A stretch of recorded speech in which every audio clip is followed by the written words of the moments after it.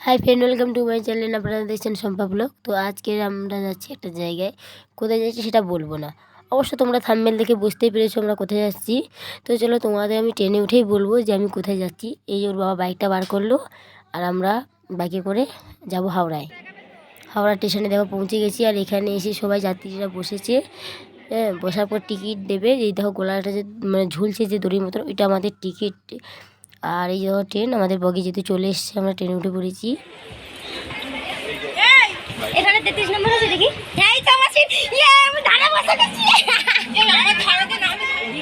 ট্রেনে বসে গেছি। আর এই দেখো লোকাল ট্রেন পাশে, আমরা যদি রিজার্ভেশনে যাবো সেদিন আমরা সবাই সিটে বসে গেছি। আমার সিট নম্বরও পড়ে গেছে। আমার ফ্রেন্ডরা সবাই চলে এসছে।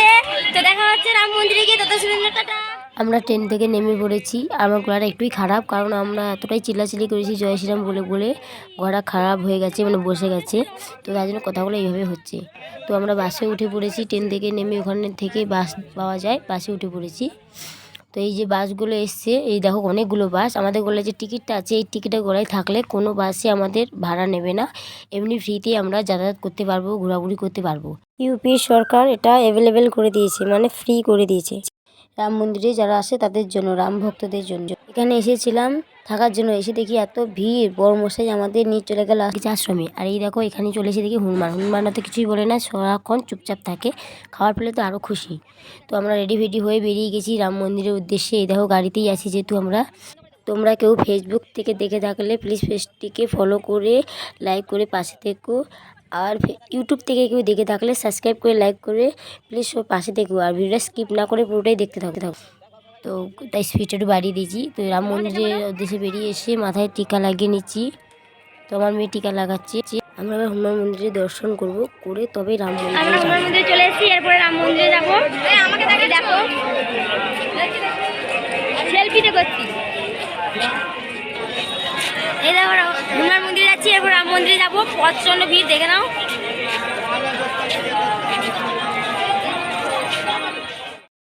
ভিড় তো তোমরা দেখতেই পাচ্ছ, ওই উপরে সিঁড়ি। তো এখান থেকে ভিড় ঠেলে সিঁড়ির উপরে যাব। তার আগে আমরা এখানে জুতো খুললাম, মালা নিলাম। এই জায়গাটায় জুতো খুলে মালা কিনলাম, কিনলে এবার ভিড় ঠেলে ঠেলে উপরে উঠছি।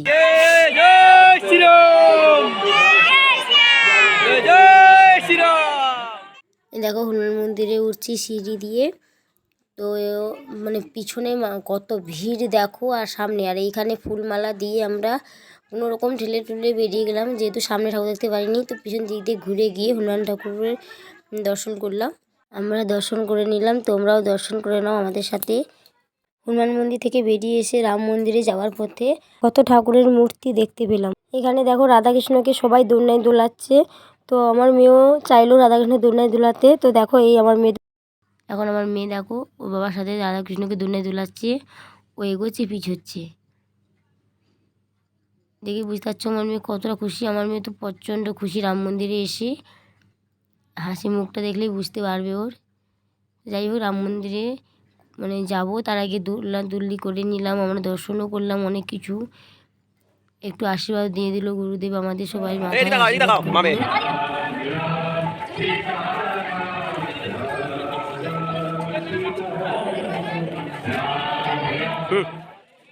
আমরা রাম মন্দির এরিয়ার মধ্যে চলে এসেছি। এবারে সব কিছু জমা দেব। ব্যাগ জমা দিতে হবে, জুতো জমা দিতে হবে, ফোন জমা দিতে হবে, কারণ আমাদের ভিতরে ব্যাগ জুতো জুতো কিছুই নিয়ে যাওয়া যাবে না। হ্যাঁ, সব কিছুই জমা দিতে হবে। তো আমরা এখন যাচ্ছি ব্যাগ মানে জুতো জমা দিতে। তো জুতোটা জমা দেওয়া হয়ে গেলে ব্যাগটা জমা দেব। তো চলো, এতটা ভিড় তার মধ্যেখানে ঠেলে ঠেলে যাব, গিয়ে ব্যাগ জুতো সব কিছু জমা দিয়ে এসে তবে রাম মন্দিরে যাব। কিন্তু এটাই দুঃখের কারণ যে ভিতরে ফোন নিয়ে যাওয়া এলাও নেই। আমরা ছবিও তুলতে পারলাম না এবং তোমাদের মন্দিরটাও দেখাতে পারলাম না ঠিক করে।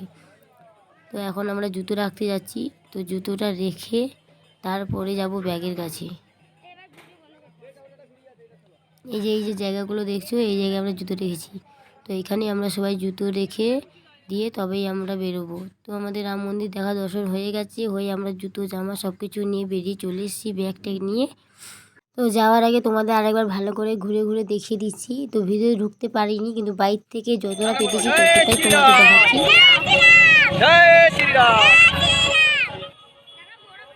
এখন আমরা বাড়ির দিকে যাব।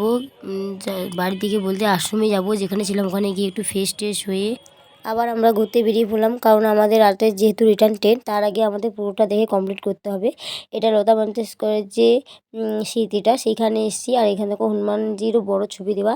এই যে লাইটিংগুলো দেওয়া, ওগুলো লাইট নাকি বলতেই পারবো না, কিন্তু খুব সুন্দর লাগছে।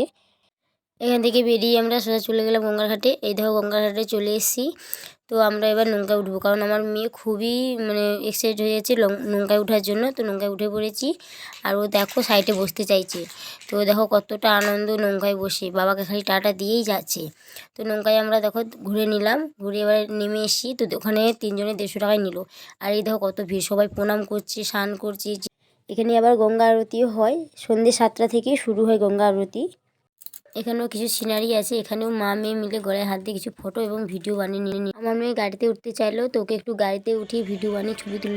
আর এই দেখো তার মধ্যেখানে দেখলাম একটা মিউজিক গান হচ্ছে। সেই গানের দেখো যে আলোগুলো গাছের মধ্যে কিভাবে পড়ছে, কি অপূর্ব দৃশ্য লাগছে গাছটা দেখতে। অসাধারণ একটা সিন দেখা যাচ্ছে। যেহেতু আজ রাতে আমাদের রিটার্ন টিকিট, তো রাত 10টার টিকিট, তার আগে আমাদের পুরোটা ঘুরে সম্পূর্ণ দেখে নিতে হবে, কারণ আমাদের নয়তো ট্রেনটা মিস হয়ে যাবে টাইমে না পৌঁছালে। পুরো ভিডিওটা দেওয়া সম্ভব নয়, তাই একটু করে স্পিড বাড়িয়ে দিয়েছি। তো এখন আমরা রাম মন্দির থেকে বাস ধরে স্টেশনের মধ্যে চলে এসেছি। আমার মেয়ে তো ঘুমিয়েই পড়েছে। আর এখানে দেখো এসে দেখি সবাই আগে থেকে পৌঁছে গেছে। তো আমরা যে ছবিগুলো তুলেছিলাম তার মধ্যে কিছু ছবি দিয়ে দিয়েছি লাস্ট। তোমরা কারা কারা রাম মন্দিরে এসেছো কমেন্ট করে অবশ্যই জানাবে। আর যারা আসোনি তারা অবশ্যই আসো, খুব আনন্দ করেছি, খুব ভালো জায়গা এবং থাকার ব্যবস্থা সম্পূর্ণভাবে আছে। তো এখানে ভিডিওটি শেষ করছি, দেখা হচ্ছে নেক্সট কোনো ব্লগে। তো তখনের জন্য টাটা।